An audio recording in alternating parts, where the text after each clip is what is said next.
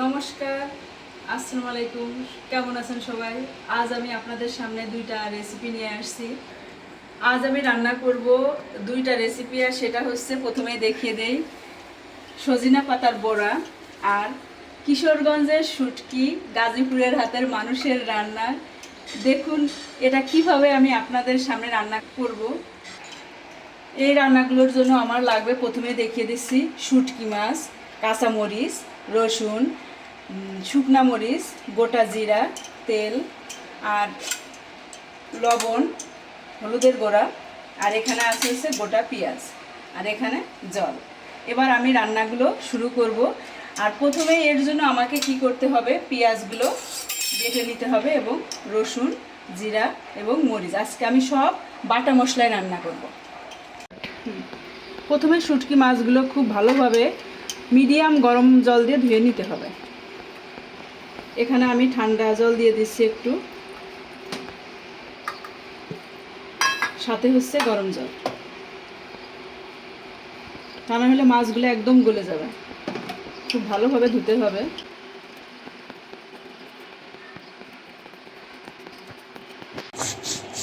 প্রথমে আমি জিরা বেটে নিচ্ছি।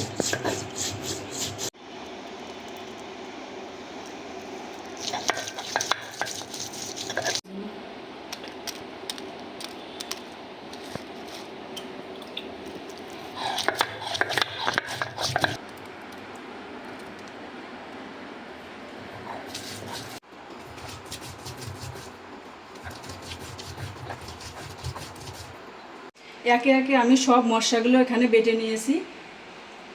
এবার প্যানটা চুলায় বসাই দেব।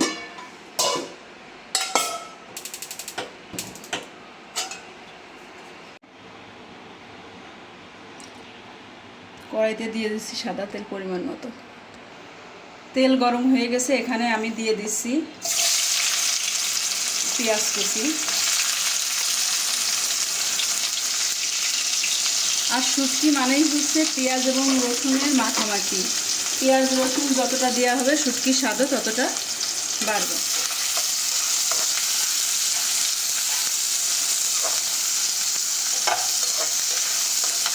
পেঁয়াজটা অবশ্যই খুব ভালোভাবে লাল করে ভাজতে হবে। পেঁয়াজটা লাল করে ভেজে নিয়েছি, এখন এক এক করে দিয়ে দিব যে মশলাগুলো আমি বেটে রেখেছিলাম, যেমন পেঁয়াজ বাটা,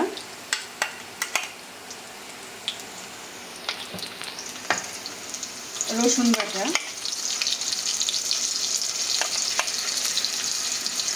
জিরা বাটা এবং বাটা মরিচ। এখানে আমি স্বাদ মতো লবণ নিয়ে নিচ্ছি, পরিমাণ মতো হলুদ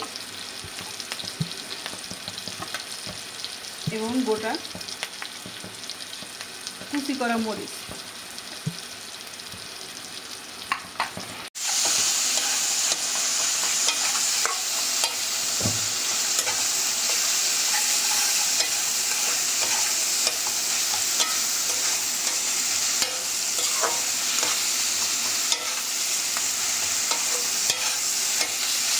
মশলাটা খুব ভালোভাবে নেড়ে চেড়ে মিশাতে হবে, ভাজা ভাজা করতে হবে, তা না হলে কাঁচা গন্ধ আসবে।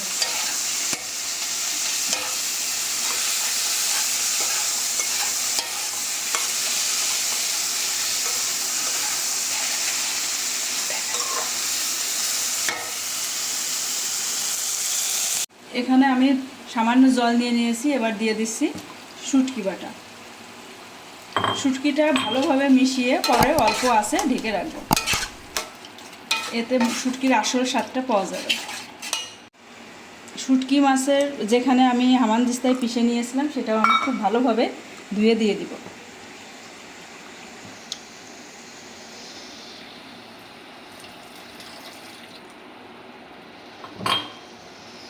এবার আমি মাছটা ঢেকে রাখবো এবং চুলার আঁচটা একদমই লো আঁচে রাখবো। পর আমি চলে এসেছি, দেখুন আমার রান্নাটা কতটা সুন্দর দেখা যাচ্ছে। এখানে তেল উঠে গেছে, তার মানে আমার রান্নাটা শেষ। দেখুন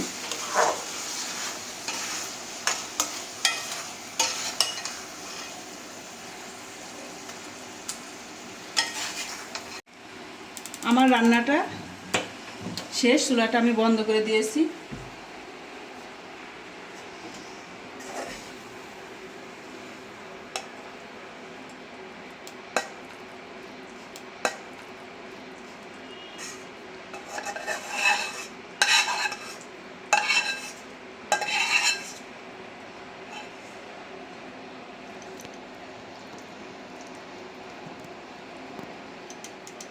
বানানোর জন্য সজনে পাতাটা এইভাবে আমাদেরকে বেছে নিতে হবে।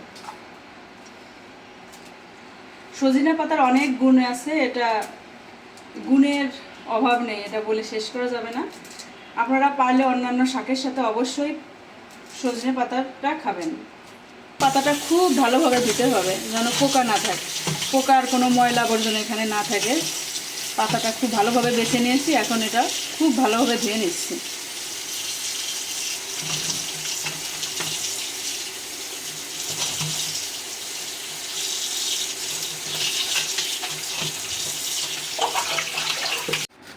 সজনা পাতাটা অনেকে বড়া করে না কেটে, আমি একটু কুচি করে নিব।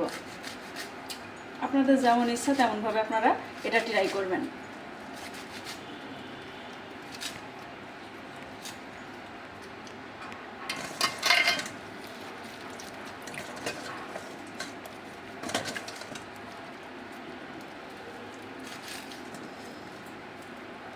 এবার আমি দিয়ে দিচ্ছি 2 চামচ ময়দা।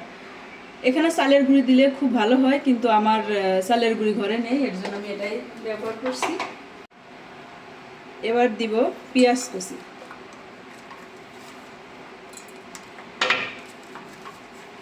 মরিচ কুচি, রসুন বাটা, জিরা বাটা, স্বাদ মতো লবণ, হলুদের গুঁড়ো। এটা ভালোভাবে মিশাতে হবে।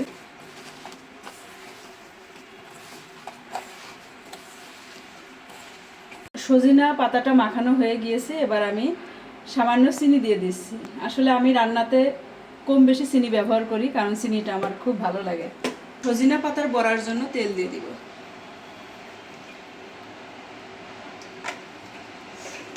তেল গরম হয়ে গেছে, এবার আমি একে একে সজিনা পাতার বড়াগুলো ভেজে নিব।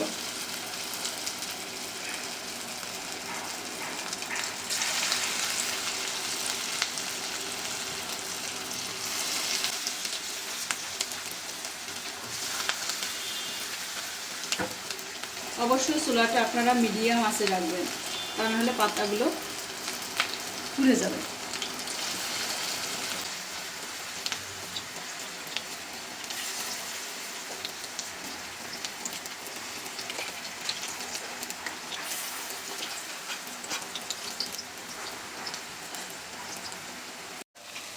বড়াগুলো আমি এখন সুন্দর করে উল্টে পাল্টে ভেজে নিচ্ছি। খুব সাবধানে করতে হবে যেন এটা না ভেঙে যায়।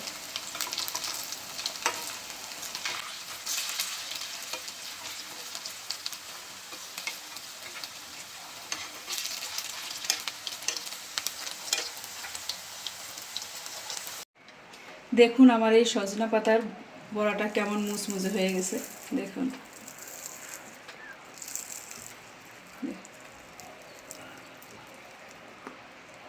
অনেকটা সুস্বাদু হয়েছে খেতে।